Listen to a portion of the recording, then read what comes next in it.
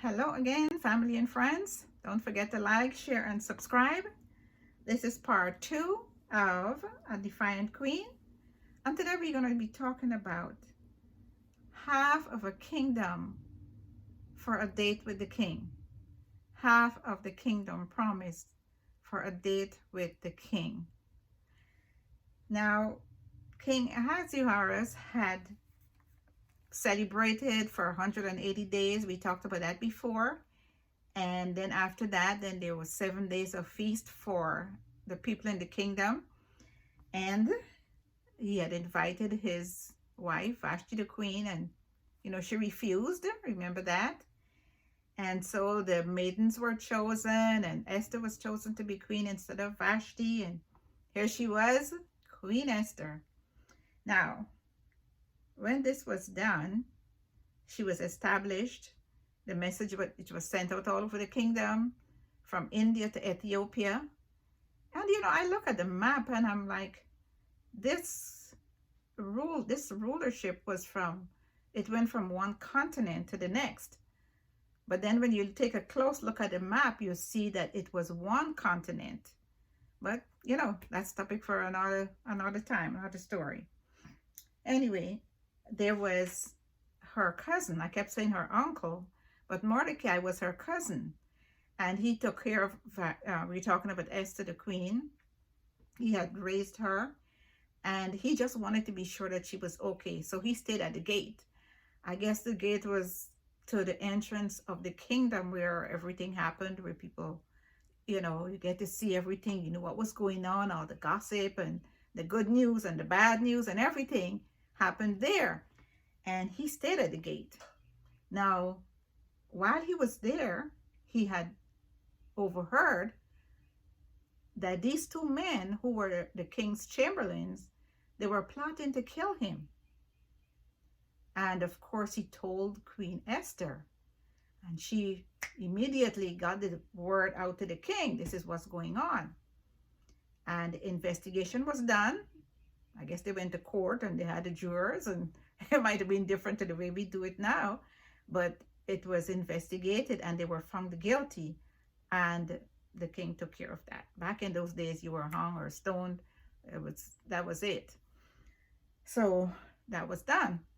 Now, after that, I'm thinking, according to how the story goes, that this man, his name was Haman. He was another one of the king's subjects, one of the king's right-hand men. And maybe the two that were hanged, maybe he took their place because the king had promoted him right after this situation occurred, and had given him, a nice home and what's not. He had children. He was married. His wife's name was Zeresh. Now, the king had ordered, there was an order sent out that this Haman was to be, when you see him, you had to pay homage to him, bow or whatever.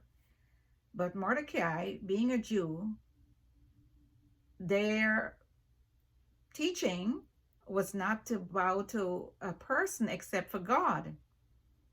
And so what happened was, somebody said, the people around him said, "What's wrong with you? Didn't you hear the command of the king that you're supposed to bow to this man, because now he's been elevated, he's a prince in the kingdom?" And Mordecai had told them that he was a Jew, so they didn't do things like that. So Haman got word of it, or he probably saw him, when he's coming through the gate, with his chest in the air and whatnot, and everybody is like, bowing. And Mordecai just sat there and didn't do anything. And that irritated him so much that this one man, how dare you? And you're a Jew, you don't even belong, does that ring a bell? So people are treated a certain way because they don't belong, forgetting that we all belong to the human race, and the God that died for you, died for me, and all of us. But anyway, this thing irritated him, and he decided that, something has to be done. So he went home and he called his wife and his friends, his comrades, his work, they work together. They were all big shots or whatnot. And he told them, he said, look, this is not, I don't like what's going on. This man, this one man is getting on my nerves. Everybody else, when they see me, they would, they falling all over themselves to bow to me, but this man, and he's a Jew. How dare he? So Zorish's wife said, you know what? You don't have to take that. Look at your position. You're a big guy in the kingdom. Just build a gallows and hang him. No big deal. So in the meantime, the king had, like I said, promoted him and whatnot. So he decided, I'm going to go into the king. I'm going to go at least and tell him what's going on. So he went over there to the king, to the palace. And I guess there was some kind of process how you would get in. Of course, there had to be somebody there announcing your presence. And the king said, let him in. And he came in before the king. So the king said to him, what should be done to the man whom the king delighted to honor? Now, what had happened that night, the king had he couldn't sleep. He had a restless night for whatever reason. And he called for the chronicles. Now, the chronicles were records of everything that transpired, everything that happened, was going to happen, and all that. And they brought the book to him, and they read it. And in the chronicles, it was there that Mordecai was the man who had warned the king of this, situation, that he was this pending doom, so to speak, murder, that these two men were planning to kill him. And he said, by the way, what was done for this man? And they had told him nothing.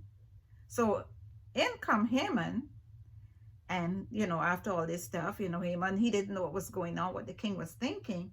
And he asked him, what should be done to the man whom the king delighted to honor? Now, he's thinking to himself, no, who else? I mean, he just gave me this promotion and, so, let me go for it.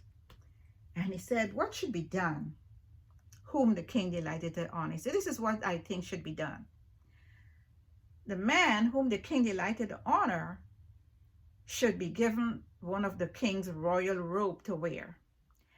And his crown that he wears put on his head, and a ring on his finger.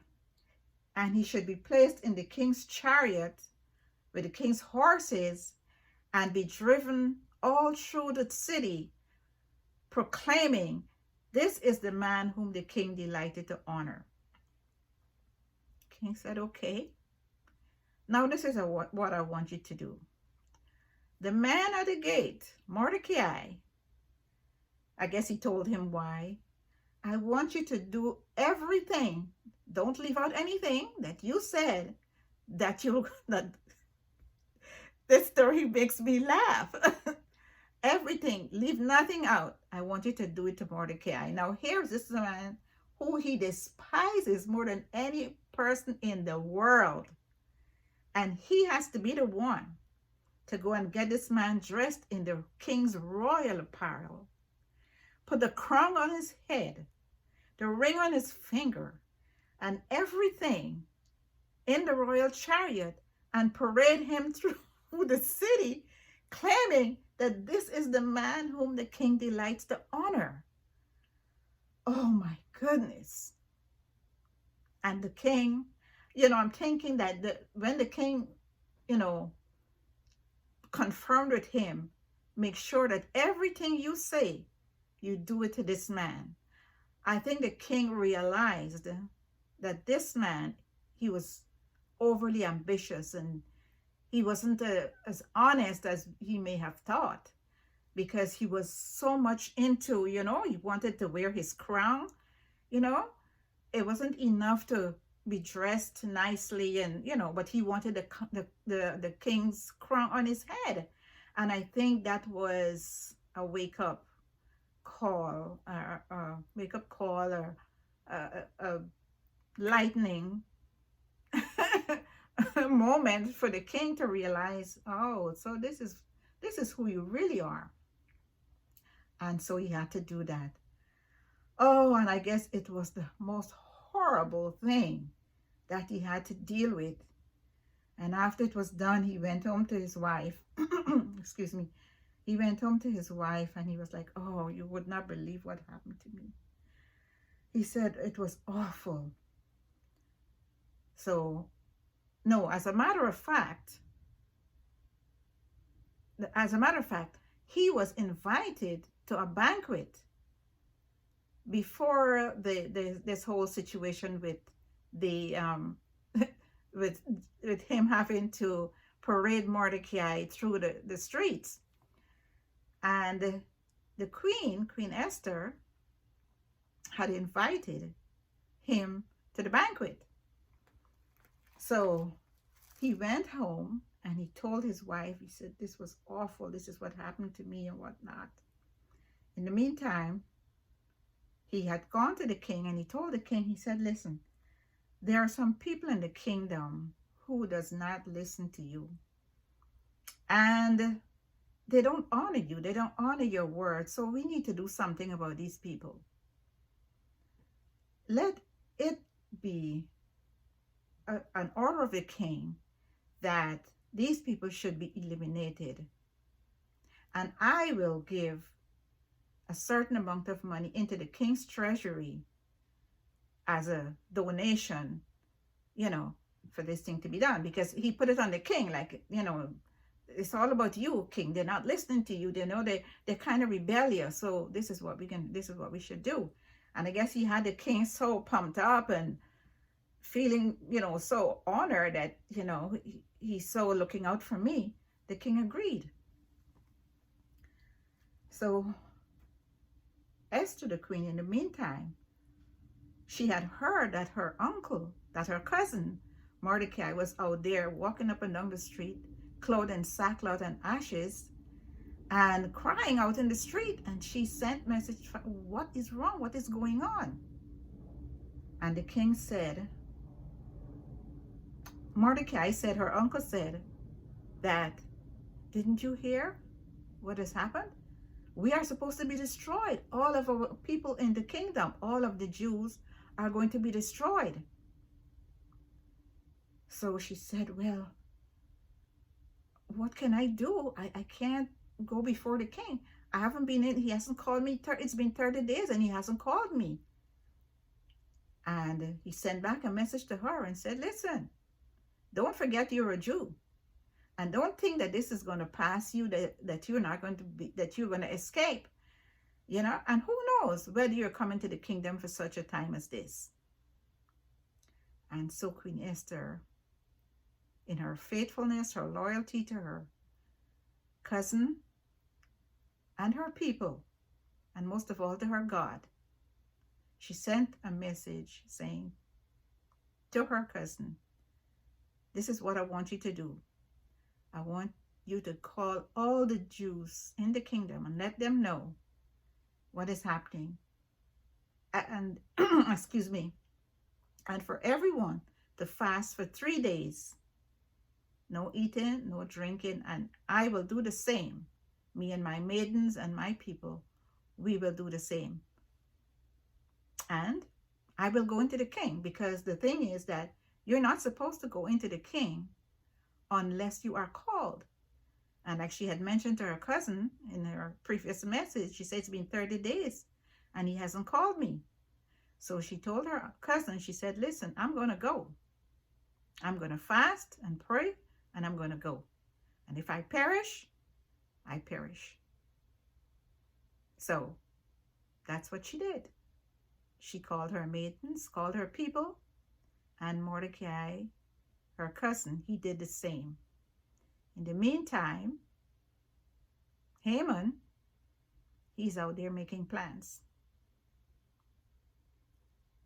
What happens when she approaches the king? Coming up in part 3. God bless you. Keep praying. And these are days where we need to fast and pray, because Esther and her maidens and her people had to fast and pray because the situation was dire.